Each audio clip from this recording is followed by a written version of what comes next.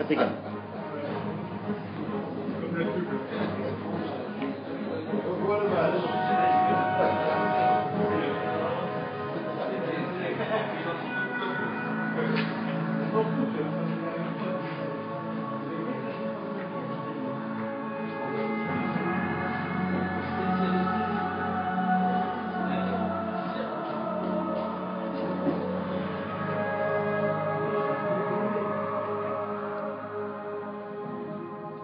Les Téphilines, 31 versets, 403 mots, 1594 lettres.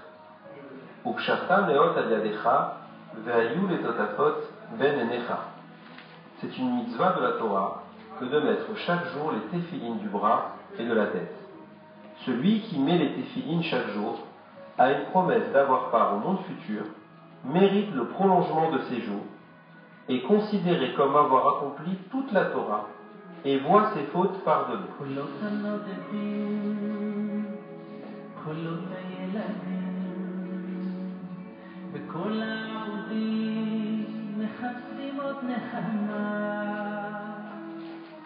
Les téphilines sont constituées de deux bâtiments, boîtier carré, celui de la tête, le roche, et celui du bras, le yad. Toutefois, il existe une différence fondamentale entre les deux. Le téphiline du bras contient un seul compartiment, un unique parchemin sur lequel sont inscrites les 4 parachiotes, cités plus loin. Le téphiline de la tête est divisé en 4 compartiments, contenant chacun une des 4 parachiotes. D'un côté, le droit, apparaît la lettre Shin, classique à 3 branches, et de l'autre, le gauche, un Shin à 4 branches. Le roche se place au niveau du cerveau, et son extrémité supérieure ne doit pas dépasser la fontanelle. Une lanière traverse la capsule par un espace, et les deux extrémités de la lanière sont nouées par un nœud en forme de dalette, ajusté autour de tête. Les lanières doivent avoir une longueur qui atteint le nombril.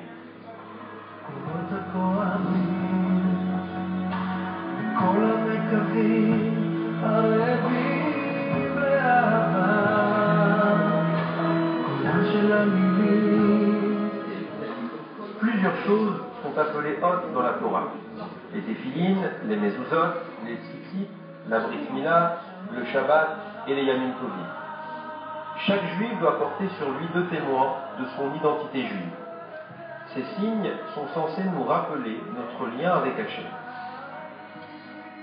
Quels sont ces 4 parachiotes contenus dans les téphilines et que contiennent-elles comme message?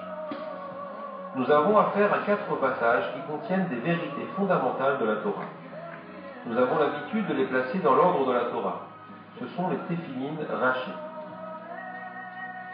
4, c'est Dalet, et le Dalet qui se trouve sur le parchemin écrit en gros dans le mot Echad est aussi une allusion à Hachem, aux 4 points cardinaux, c'est-à-dire à Hachem reconnu par tous à la fin des temps.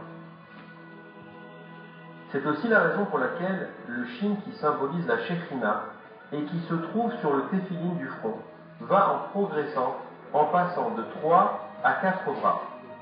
Elle n'aura 4 bras qu'à l'époque messianique où les 4 lettres du tétragramme seront établies et où Hachem sera reconnu par toutes les nations. Voici les idées contenues dans les téphilines.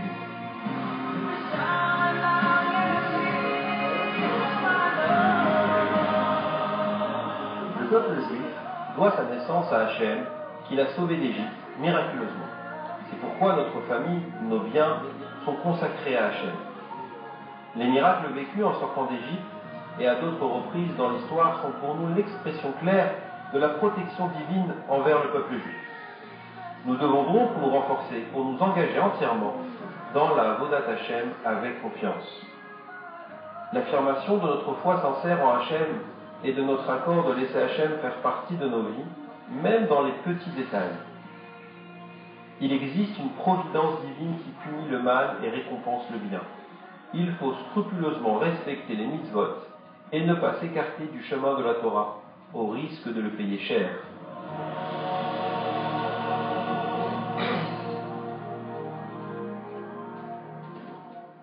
Le bras symbolise l'action.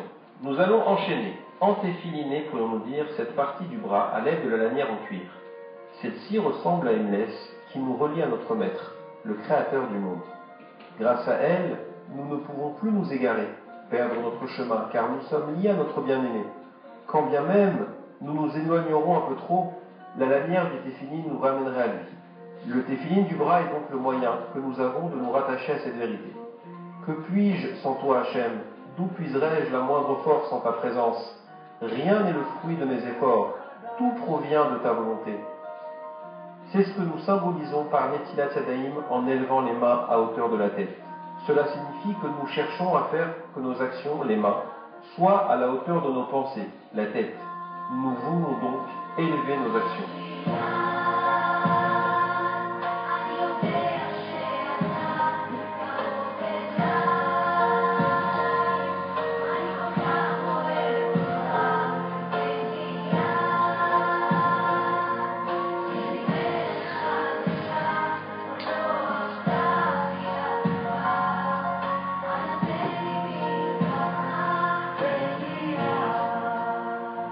Le bras, représenté par un vav, cache une connexion.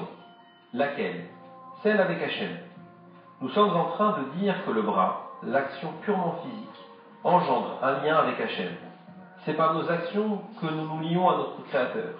Cette idée est révolutionnaire, car nous aurions naturellement tendance à penser que le meilleur moyen d'appréhender le divin, c'est par la pensée, et certainement pas par le corps. Ici transparaît déjà l'importance des mitzvot, des actions qu'Hachem nous a ordonnées. Nous imaginons aisément cette image de Moshe négociant avec les anges pour leur enlever la Torah afin de la descendre aux hommes. Quel fut le seul argument convaincant? Avez-vous des bras, vous, pour porter le téphiline?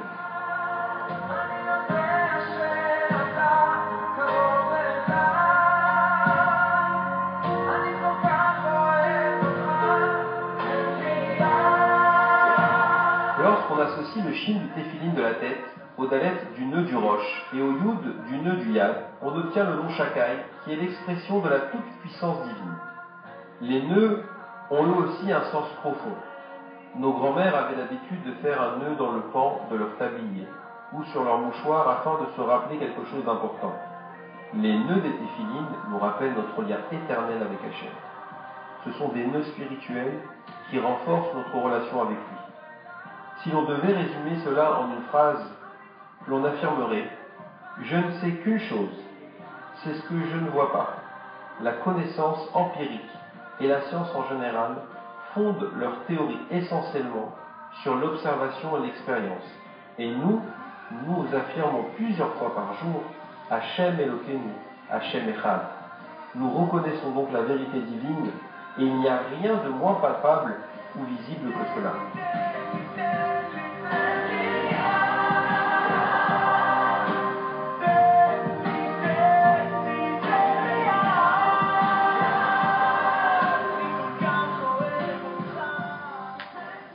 Seule la raison doit diriger notre cœur. Voici la symbolique du téphiline porté près du cœur. Les téphilines se mettent entre vos yeux pour nous apprendre à utiliser nos yeux. Ce shin fait aussi allusion au nom d'Hachem, Yud-Ke Vav-Ke, car lui aussi cache la lettre shin. Le shin a pour valeur numérique 300. Et lorsque nous prenons les 4 lettres du tétragramme, grâce à la méthode Adbash, Aleph correspond à Tav, Bet à Shin, on obtient alors Mem 40, Sadik 90, P 80, Sadik 90, soit un total de 300.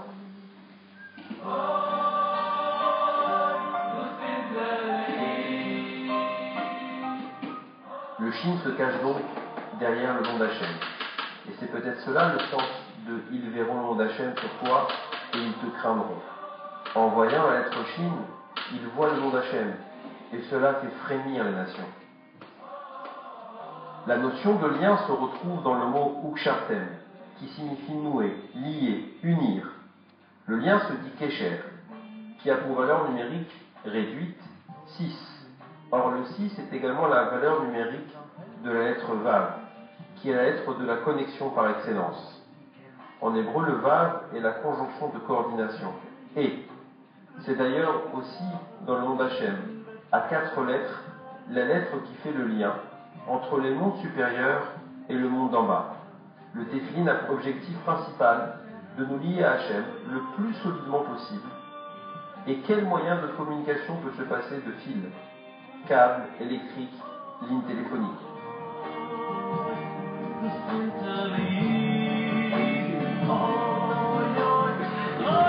Nous nouons cette poêle à lanière sur le bras gauche, comme il est écrit dans Osée. Je te fiancerai à moi pour l'éternité, tu seras ma fiancée, par la droiture et la justice, par la tendresse et la bienveillance. Je te fiancerai à moi par la fidélité, et alors tu aimeras l'Éternel. Enfin, nous symbolisons ce sentiment d'amour en entourant 3 fois la lanière autour du 3e doigt, à l'image de l'anneau nuptial. Le 7 représente les 7 sphirotes, Chesed, Gevura, Tiferet, Netzach, Hod, Yesod et Malchut. À chaque tour, sa kavana.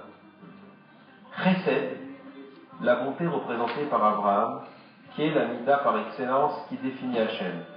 Nous devons chaque jour travailler à être généreux, même si le monde ne le mérite peut-être pas.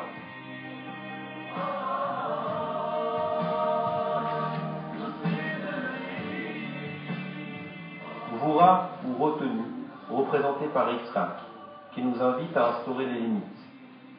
Un gibor est celui qui contrôle ses instincts.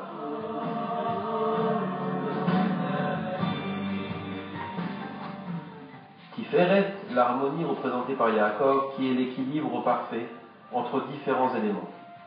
La vérité est appelée Tiferet, et chacun doit s'efforcer de trouver cette stabilité entre Chesed et Gvura, qui le fera entrer dans cette perfection de Tiferet.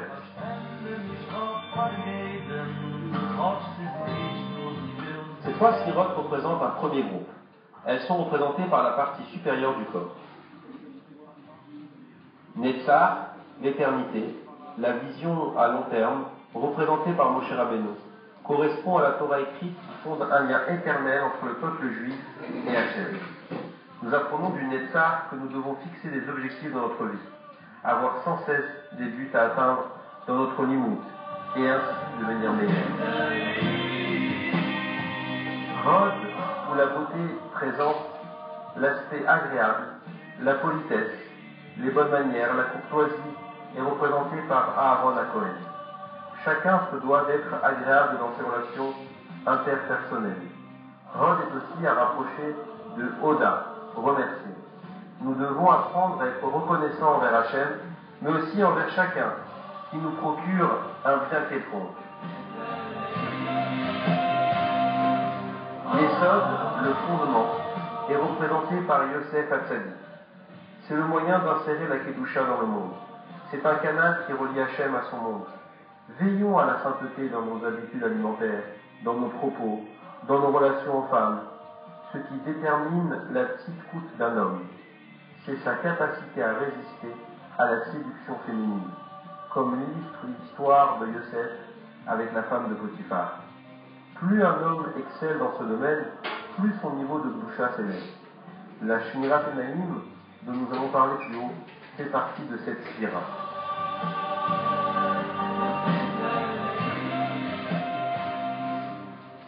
Ces 3 spirotes représentent un second groupe. Elles sont représentées par la partie inférieure du corps. Enfin, la Malchut ou royauté est représentée par David Amelech. C'est la seule spira à être féminine. Elle permet aux autres spirotes de se développer. David la représente car un roi n'existe que pour servir au peuple. Nous devons nous aussi, à l'image d'un roi, être dignes de ce statut, mais aussi se dévouer aux autres et leur permettre de s'épanouir à notre contact.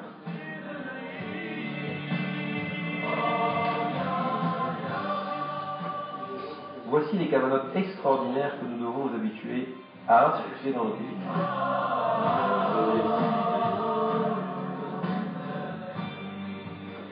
Sur le tefillin de la tête, entre le 3e et le 4e compartiment, se trouvent 4 poils blancs très courts, pas plus longs qu'un grain d'orge. Ces poils de veau sont indispensables à la cache-roue des téphilines. C'est avec ce même poil de veau que sont attachés les parchemins des téphilines.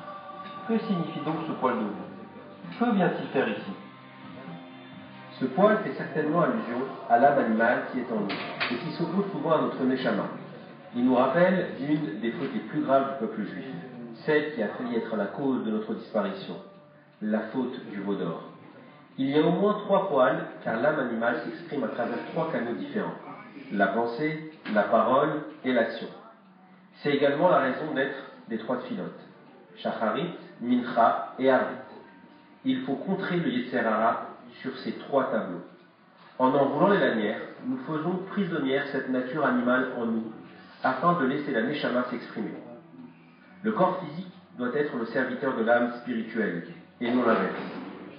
Les 2 lanières des téphilines symbolisent 2 grands principes. L'amour, la droite, et la justice, la gauche. Tout au long de sa vie, l'homme est tiraillé entre ces 2 réalités contradictoires. Tout est d'origine animale dans le téphilin. Et de même qu'en sonnant dans le chofar, la corne d'un animal, nous signifions que nous acceptons de soumettre notre nature animale au maître du monde. De même, en enroulant les lanières, nous faisons prisonnière cette nature animale en nous, afin de laisser la Neshama s'exprimer. Pour quelle raison le boîtier de téphilin est-il de couleur noire? Les hommes disposent même d'une petite bouteille de peinture noire, de bonne qualité, destinée à améliorer l'éclat du noir lorsque celui-ci ternit un peu à cause de l'huile. Nous ne sommes pas étonnés, car le noir n'est autre que le symbole de l'obscurité, autrement dit, de l'absence de lumière, ce qui signifie que quelque chose est caché derrière la couleur noire des téphilines. Il est important de bien comprendre cette notion de l'insondable justice divine. Elle se dévoile clairement dans le nom d'Hachem, communément appelé le tétragramme, nom d'Hachem à 4 lettres. En effet, ce nom se retrouve dans chacune de nos 100 brachot quotidiennes et dans de nombreux textes du Tanakh. Étrangement, il ne se prononce pas tel qu'il s'écrit. Il est même strictement interdit de le prononcer tel quel. Et c'est pour cela que nous le lisons simplement Adoshem, qui signifie mon maître. Pourquoi lire le nom d'Hachem autrement qu'il s'écrit?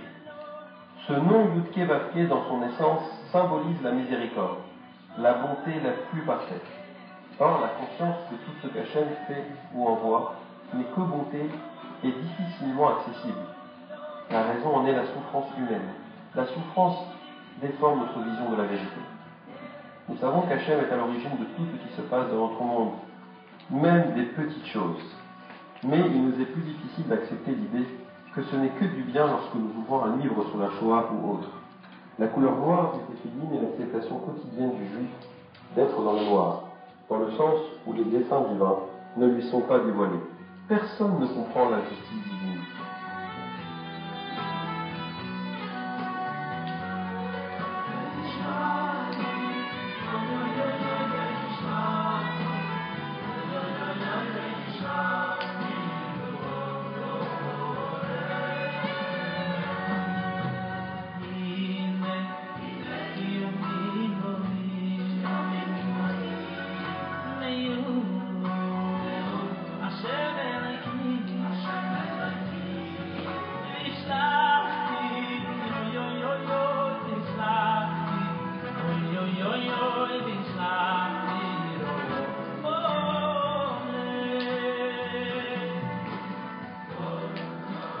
Un jour, un informaticien se rendit chez le rabbi de Lubavitch pour lui demander de l'aider à trouver un lien entre la Torah et l'ordinateur.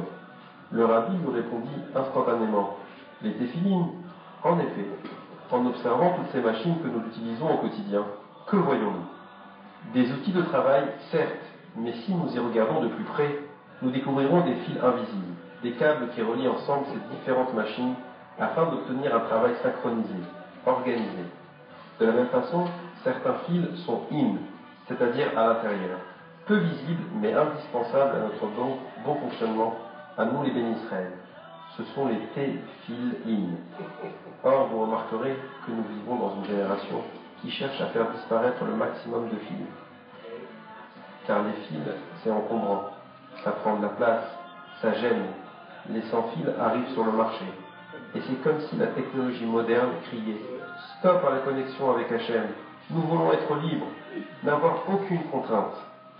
De même que notre téléphone portable a besoin d'être bien chargé une fois dans la journée afin d'être opérationnel toute la journée, de même un juif doit se remplir d'énergie spirituelle en mettant les téphilines chaque matin afin de remplir sa mission tout au long de la journée. La Gemara Shabbat, commentée par le Maharsha, rapporte l'histoire suivante. le gouvernement romain émit le décret que tout juif découvert portant des téphilines se verrait infliger la terrible punition d'avoir la cervelle broyée. Élisha continua tout de même à les porter dehors. Il fut découvert et se mit à courir pour s'enfuir. Mais le Romain qui le poursuivait finit par le rattraper. Élisha enleva les téphilines de sa tête et le cacha dans sa main. Lorsque le Romain lui demanda ce qu'il cachait dans ses mains, Élisha répondit « Des ailes de colombe !» Il lui ordonna d'ouvrir la main, et à son grand étonnement, découvrit effectivement des ailes de colombe. Il ne put faire aucun mal à Élisha, et depuis ce jour, on appela Élisha Élé. Élisha était connu pour ses efforts particuliers à toujours porter ses téphilines, avec un corps parfaitement propre. C'est pourquoi il mérita un tel miracle. Une famille religieuse s'est rendue chez le Gaon Rabbi Chaim Kanevski, afin d'avoir le mérite de recevoir sa bracha lors de la première pause des téphilines de leur fils, arrivé à l'âge du joug des mitzvot, 13 ans. En apparence, c'était un événement joyeux mais courant, qui avait lieu chaque jour dans la maison de Rabbi Chaim. Mais cette fois-ci, il s'avéra que l'histoire se cachant derrière la pose des téphilines du jeune garçon, ému, était puissante et passionnante. Il y a quelques années, la famille du jeune bar mitzvah a fait un très grave accident de voiture, au cours duquel une partie de la famille a été légèrement blessée, et le jeune homme a été très grièvement blessé. Et selon les dires des médecins, qui craignaient pour sa vie, cela lui a entraîné une lésion cérébrale irréversible. Dans leur malheur, la famille du jeune homme s'est tournée vers les grands d'Israël afin de leur demander de prier pour lui et de le bénir d'une parfaite santé. Rav Eliaou Gitman, Sofer du Rav Eliashiv Zatzal, et proche de la famille, a mentionné le nom de l'enfant devant le Rav Eliashiv afin qu'il le bénisse. Ce dernier lui a ordonné d'acheter des téphilines de la tête et de les destiner pour la bar mitzvah du jeune garçon. De plus, il lui ordonna d'écrire le nom du jeune ainsi que celui de sa mère en dessous des téphilines. Les années sont passées et l'enfant a guéri, au plus grand étonnement des médecins stupéfaits. La boucle a été bouclée en allant poser les téphilines dans la maison du gendre du décisionnaire de la génération Zatzal, le Gaon Rabbi Chaim Kanevski. Le père posa les téphilines à son fils, tandis que Rabbi Chaim le couvrit de bénédictions. Lorsque les parents racontèrent à Rabbi Chaim l'incroyable miracle, ce dernier leur répondit « Votre histoire est écrite dans un midrash précis. La tête n'a été créée que pour les téphilines. Puisque nous voyons que toute l'importance de la tête est pour ce besoin-là, de porter les téphilines, c'est évident que ceci est une ségoula, un remède. » Un certain couple du nom de Kirlian, dans les années 40, a mis au point l'appareil photo kirlianique. Il s'agissait d'une révolution dans le monde scientifique. Explorer l'énergie caractéristique de tout organisme vivant, qui a été nommé bioplasma par certains, énergie spirituelle par d'autres. En effet, le corps humain contient des champs magnétiques invisibles à l'œil nu. Mais en utilisant un courant électrique haute tension, au moment de la prise du cliché, on arrive à pénétrer un domaine immatériel de la vie. Les couleurs qui constituent cette aura qui apparaît autour de l'individu ont été interprétées par des psychiatres, mais aussi par des grands kabbalistes comme Rabbi Moshe Cordovero. Le rouge vif exprime une forte tendance à la matérialité, alors que le bleu ou le blanc sont plus spirituels. Rav Zener Cohen a expliqué que lorsque l'on met les téphilines, on subit un bombardement d'énergie positive qui touche le cœur, les émotions, et la pensée, l'intelligence, la mémoire. Grâce aux téphilines, l'individu s'élève spirituellement. Sa pensée atteint des niveaux supérieurs, ses sentiments sont plus raffinés. Plus l'individu met de kavana, de compréhension dans cette mitzvah, et plus son niveau spirituel s'élève. Une expérience a montré ce pouvoir des téphilines. On a photographié 11 personnes non pratiquantes sans téphilines, puis on les a photographiées à nouveau avec des téphilines. La couleur de l'aura avait changé. Elle était plus spirituelle avec les téphilines. Conclusion, les téphilines élèvent.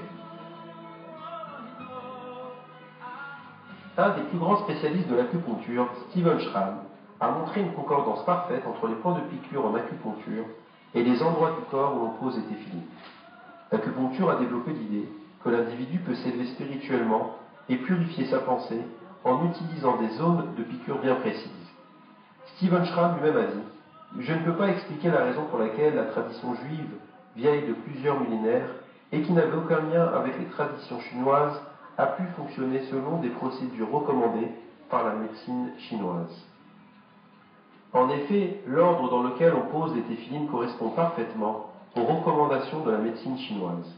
On commence par le bras, puis on enroule les lanières jusqu'à la main, ensuite la tête, et de nouveau la main selon un trajet bien précis.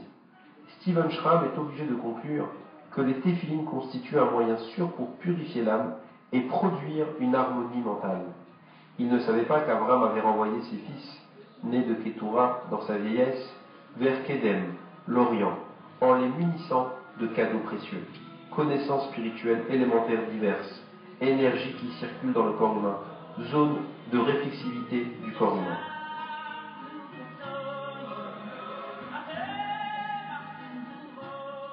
Lorsque le tsar décréta l'incarcération de Rabbi Schneur Zalman de Liadi, à la suite des fausses accusations, une délégation d'officiers vient de Saint-Pétersbourg avec un mandat d'arrestation.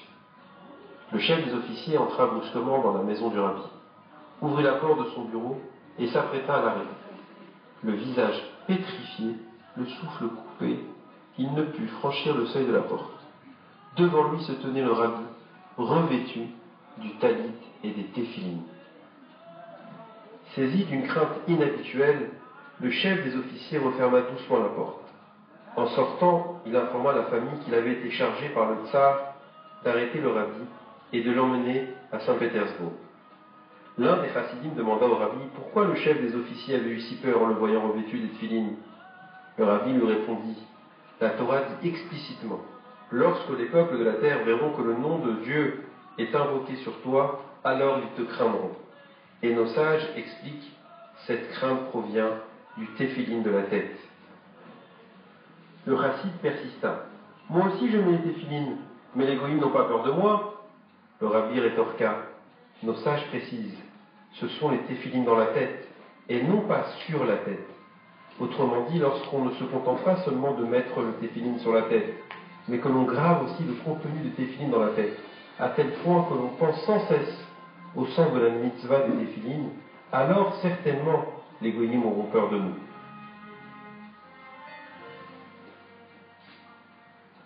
Il s'agit d'un juif américain dont la fille était gravement malade. Ses moyens matériels lui permirent de consulter les plus grands professeurs. Et malgré tout, la fillette ne retrouvait pas la santé.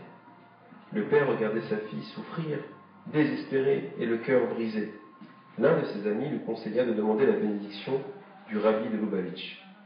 Lors de son audience privée avec le rabbi, il eut la conversation suivante. « Je suis prêt à donner 20 000 $, pourvu que ma fille soit guérie et qu'elle vive. »« Qu'en est-il du Shabbat » demanda le rabbi. « Je n'ai pas le temps, mon métier est très prenant. Il m'est impossible de fermer le magasin le Shabbat. »« Écoutez, rabbi, je vais jusqu'à 50 000 $, ok ?»« Admettons que j'accepte. En quoi cela va-t-il vous aider ? Je ne suis pas la cause de la maladie de votre fille, et par conséquent, ce n'est pas moi qui pourrai la guérir. Je vous en supplie, ayez pitié d'elle, rabbi. Je vous donnerai 100 000 $. Vous n'avez pas compris. Tout est entre les mains de Dieu. Ce que je peux faire, c'est prier pour vous et implorer sa miséricorde. Vous devez aussi de votre côté prier Dieu. Il est évident que vous ne pouvez pas demander à Dieu une faveur tout en continuant à transgresser sa volonté et en travaillant le Shabbat. Devant Dieu, vous devez être exempt de toute faute et en conséquence, vous devez faire en sorte que votre alimentation soit strictement cachère, comme Dieu le demande. Rabbi, je donnerai ce que vous voulez. Et il éclata en sanglots.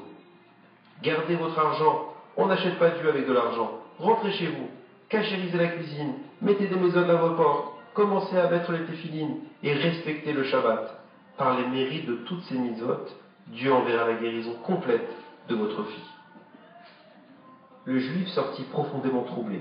Tout commença à changer pour lui.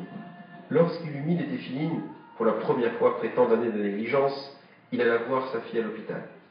Il est peut-être trop tôt pour se réjouir, lui annonça un professeur, mais il semble que la situation de votre fille s'améliore. Les docteurs ne comprenaient pas vraiment ce qui s'était passé. L'un d'eux dit, « Dans toute ma carrière de professeur, je n'ai jamais vu un cas pareil. Hier, un état alarmant, aujourd'hui, plus rien. Nous avons vérifié les médicaments qu'elle a pris ces derniers jours. Peut-être nous trouvons-nous devant un...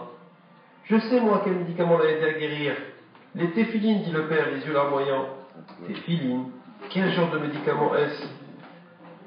Et qui vous l'a prescrit? Ce n'est pas un médicament, professeur. C'est quelque chose que les Juifs mettent sur le bras et sur la tête pendant la prière.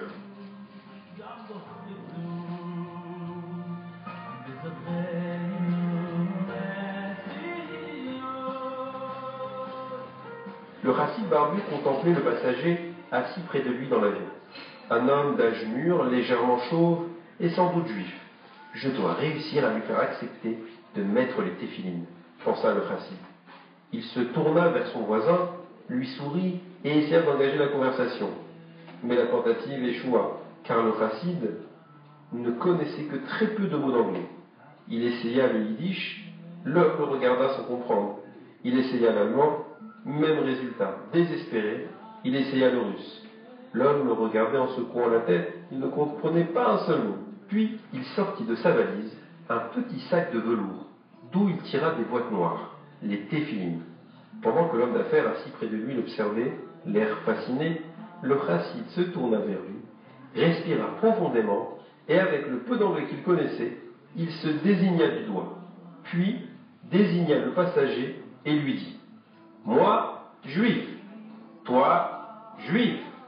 Puis désignant les téphilines, il dit « Moi, téphiline, toi, téphiline ». C'était l'appel d'un cœur juif à un autre, et le cœur ne connaît pas les barrières du langage. Quelques instants plus tard, l'homme d'affaires permit au chassid barbu de lui enrouler la lanière des téphilines autour du bras, dans un avion plein à craquer. Il retenait à peine ses larmes en réalisant que depuis longtemps, il avait oublié d'accomplir cette mitzvah.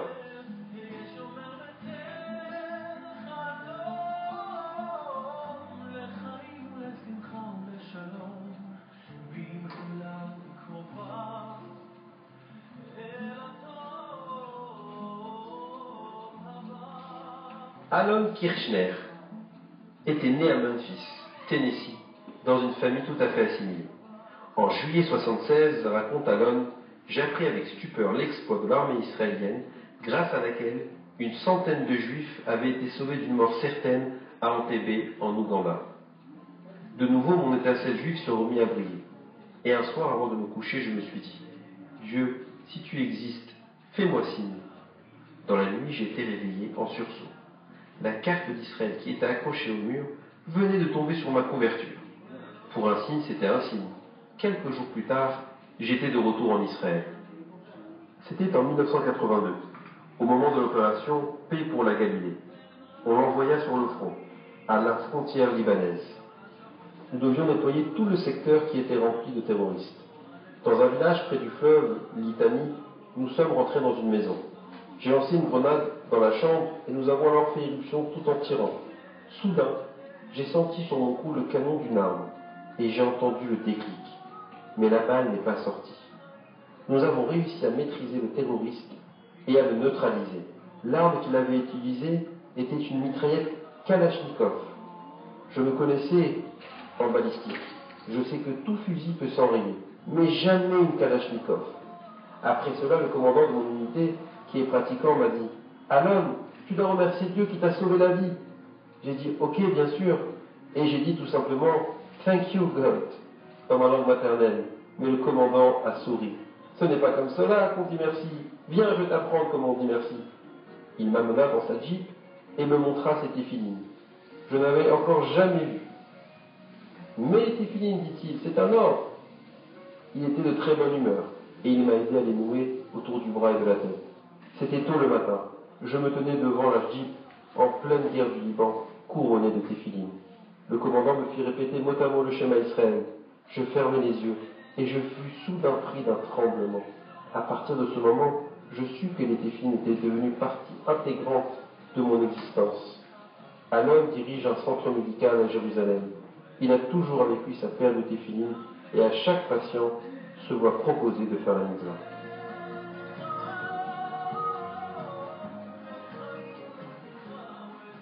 Moshe Achim est journaliste à Maharim, le grand quotidien du soir en Israël. Il a publié l'article suivant qui est reproduit ici, mot pour mot. La Jérusalem orthodoxe est en émoi, dernièrement du fait d'un récit merveilleux. Il s'agit d'un couple marié depuis 17 ans, qui n'avait toujours pas d'enfant. La femme avait consulté les meilleurs spécialistes et tous les professeurs du pays. Elle avait également essayé toutes les pratiques favorables qui lui avaient été révélées par des femmes vertueuses. Le couple avait perdu la joie de vivre. Ils s'étaient rendus tous les deux chez les plus grands rabbiniques, afin de solliciter leur bénédiction pour avoir des enfants. En désespoir de cause, ils décidèrent de se séparer et de commencer une vie nouvelle, chacun de son côté. Ils se sont donc rendus au rabbinat afin de déposer un dossier de divorce. C'est alors que, juste avant que le divorce soit prononcé, un ami leur conseilla d'écrire au rabbi de Lubavitch. Ils ont donc écrit une lettre amère. 10 jours plus tard, avec des mains tremblantes et le cœur battant d'émotion, ils ont ouvert l'enveloppe et pris connaissance de chaque mot qu'elle contenait. L'homme dit alors à son épouse: « Le rabbi me demande de faire vérifier mes téphilines. » Aussitôt cet homme prit le sac de ses téphilines et il le porta au spécialiste qui les vérifiait dans le quartier. Il le supplia d'effectuer cette vérification immédiatement.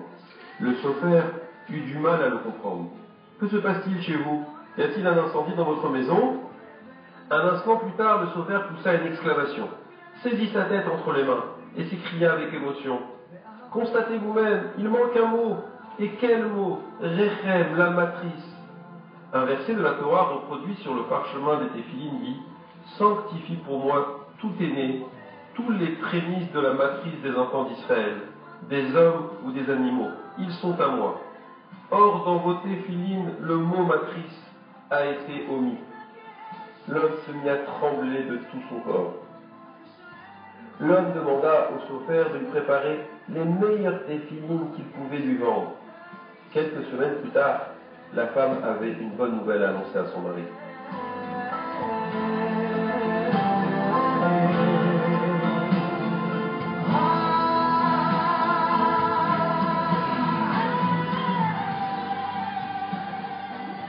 Un rescapé de la Shoah raconte: « Durant toute la période où je fus prisonnier dans le ghetto, j'observais scrupuleusement la Torah et les mitzvot. Malgré la faim, le froid, la peur et les maladies contagieuses, ma foi en Dieu ne diminua pas. Pourtant, il était strictement interdit d'étudier la Torah ou de pratiquer le judaïsme dans le ghetto.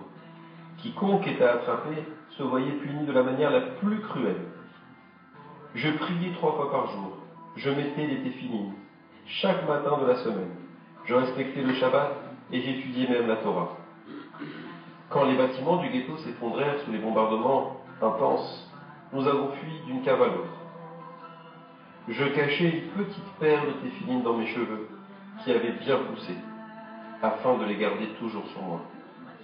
Les nazis trouvèrent l'endroit où je m'étais caché, et sous une imposante escorte, m'amenèrent vers le train dont la destination était connue d'avance, le camp d'extermination. Peu de temps après, on reçut l'ordre de passer chez le coiffeur, qui allait nous raser la tête. Maintenant, je devais trouver rapidement une autre cachette pour mes téphilines. Je n'étais pas seul à mettre le téphiline dans le camp de concentration. De nombreux juifs faisaient la queue pour mettre mes téphilines. Chaque jour, je cachais les téphilines dans un endroit différent. C'était un jour d'hiver glacial. Les nazis nous réveillaient bien avant l'aube. Nous étions transportés par camion dans la forêt. Durant de longues heures, nous tentions de creuser des tranchées. Malgré ma fatigue, je ne pensais qu'à une chose, mes téphilines. Je n'avais pas mis les téphilines ce jour-là. Arriverions-nous au camp avant la tombée de la nuit? Comme je me suis senti soulagé quand le camion pénétra dans le camp avant le coucher du soleil. J'entendis un des officiers annoncer « Couvre-feu toute la nuit !» À ce moment, je me souvins que les téphilines avaient été transférées dans la baraque numéro 4 à cause des perquisitions. Que pouvais-je faire maintenant, avec le couvre-feu qui venait d'être proclamé? Il ne restait que quelques minutes avant leur limite pour mettre les téphilines. Mais comment pouvais-je atteindre notre baraque? Quiconque se trouvant à l'extérieur durant le couvre-feu était tué d'une balle sans aucune sommation. Comment pouvais-je laisser passer un jour de ma vie sans mettre les téphilines? Et qui sait ce qui se passera demain? Quelle valeur avait de toute manière ma vie en comparaison des commandements de Dieu? Il valait mieux mourir pour avoir mis les téphilines que d'être tué sans raison, juste parce qu'un nazi avait décidé de tuer un juif de plus ce jour-là. Je mobilisai toutes mes forces et courus aussi vite que je pus vers la baraque numéro 4. J'entrai et fermai la porte derrière moi.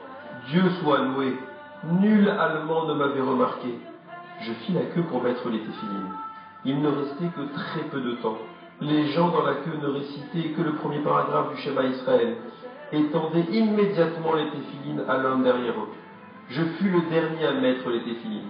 Je ne récitais pas le Shema Israël comme d'habitude ce jour-là. J'y mis une ferveur particulière, bien compréhensible. Je savais que je risquais ma vie. Jusqu'à présent, tout avait bien fonctionné, mais je devais retourner dans ma baraque. À nouveau, je me précipitai à l'extérieur, en direction de ma baraque. J'avais déjà atteint la porte, et je respirais profondément de soulagement. Je posai la main sur la poignée pour me glisser à l'intérieur, quand le sang se glaça dans mes veines. Une voix de bourreau s'était exclamée. « Halte !» Je me retournai et eus l'impression que le sol se dérobait sous mes pieds. Un garde ukrainien, un collaborateur zélé des nazis, venait de m'apercevoir juste au dernier moment. Ce garde était connu pour être particulièrement sadique. Il me demanda « Où étais-tu? Ne sais-tu pas que le couvre-feu est en vigueur ?» Je tentais de toutes mes forces de trouver une excuse valable, mais je réalisais que rien ne m'aiderait. Je décidai de le faire exploser de rage. « J'ai mis les téphilines », répondis-je avec une simplicité déconcertante. « Comment » s'écria-t-il, « tu as osé mettre les téphilines malgré l'interdiction? Je sais ce que sont les téphilines. Mes voisins étaient juifs. Mais je ne te crois pas. Montre-moi ton bras. » Je remontai ma manche gauche et lui montrai les traces des lanières encore visibles sur mon bras. Son visage devint rouge, cramoisi, et il se précipita vers une grande cloche qu'il actionna à toute volée. C'était le signal que tous les détenus devaient se présenter pour la peine. Maintenant, un soi-disant jugement public aurait lieu afin de montrer à chacun ce qu'il en coûte de transgresser les lois du camp. Alors que chacun se mettait en place, le garde apparut devant les détenus et s'écria de sa voix ce tueur. « Juifs, regardez bien votre ami, il a transgressé l'ordre du couvre-feu. Et pour quelle raison? Pour mettre les téphilines. Ce qui est aussi sévèrement interdit. Personne ne peut prétendre l'ignorer. » Il garda le silence pendant un temps, puis déclara, après une profonde inspiration. « Jamais je n'aurais cru que l'un d'entre vous serait prêt à sacrifier sa vie pour sa religion. Mais puisque c'est le cas, j'accorde à cet homme la permission de mettre les téphilines quand il le désire. Et je veillerai personnellement à ce que personne ne le dérange ou ne l'en empêche. »